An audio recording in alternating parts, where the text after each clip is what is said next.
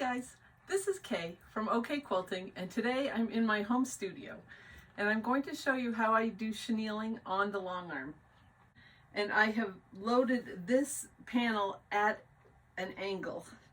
I did that because I want to be able to use my channel locks and stitch straight, but those channels have to be on a bias on the fabric. So by loading the panel at a diagonal, it makes it very easy for me.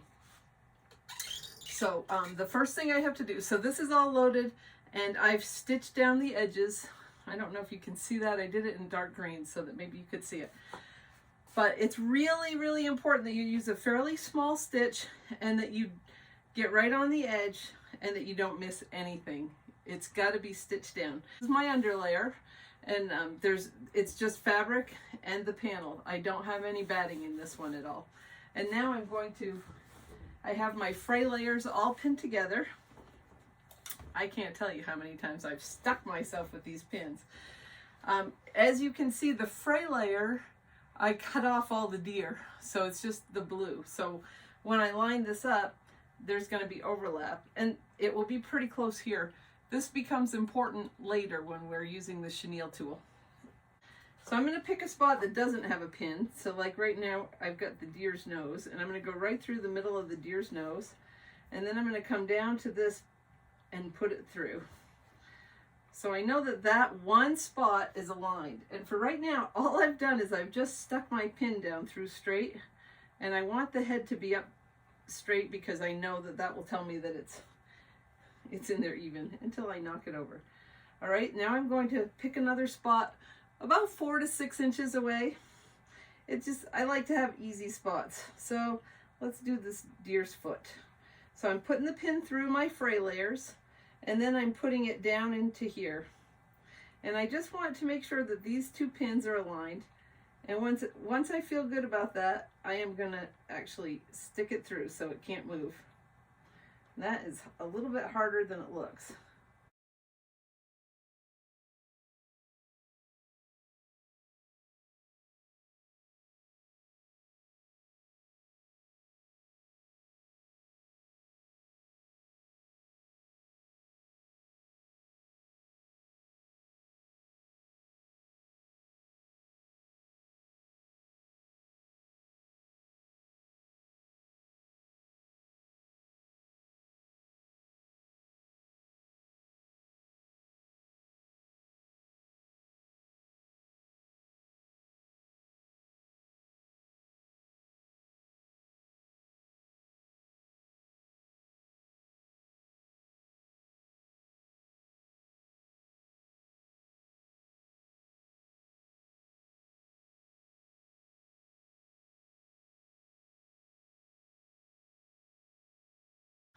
Okay, and here's a little tip. So when you poke yourself, because that's a when and not an if, and if you get any blood on your quilt, your own saliva will take out your blood. The proteins match or something. I don't know all the technicalities, but I know it works. I'm only going to pin right now the layers that I can actually reach. I'm not going to advance. I'm going to go ahead and stitch, and I'm going to start down here in a place where I can go all the way across, and I'm going to work upward, and then I will advance and I will work downward. All right, we're getting to the exciting part here. All right, so I have on my Handy Quilter square foot. It's a 1/2 inch, and the 1/2 inch channel works super well for the channels for the tool. So I'm going to start off the sandwich. Okay. I'm going to pull up my threads.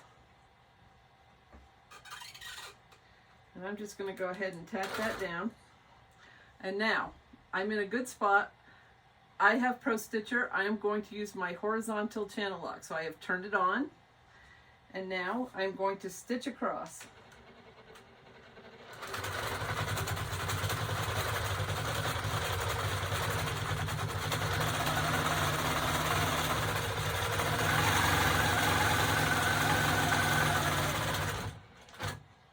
Okay, I do have some pins in the way, so I'm going to gently take those out and kind of hold the spot.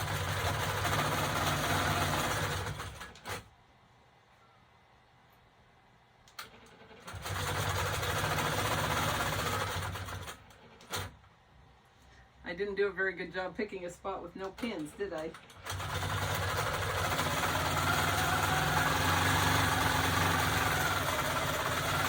Okay, now I am going to sew right off the edge, and I'm going to stop. And I'm stopping with my needle up. I am going to turn the channel lock off, and I'm going to move my needle. So I'm going to move so the bottom edge of my 1/2 inch foot is in line with that row of stitches. As long as it's close, it's going to be fine. It doesn't need, don't drive yourself crazy. Now, so I moved. Now I'm going to re-engage my channel locks, and I'm going to go back the other direction.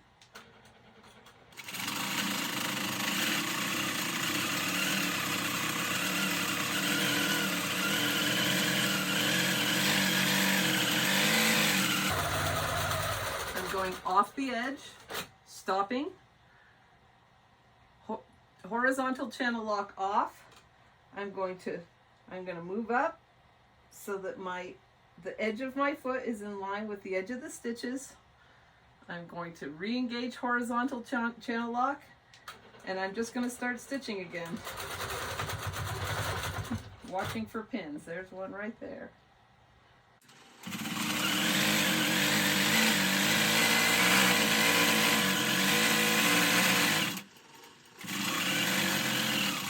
Off the edge, stop, disengage,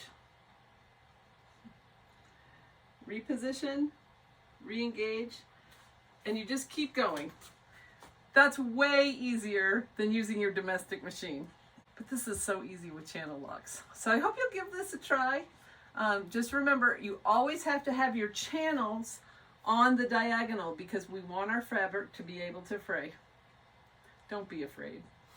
You knew I had to do it, right?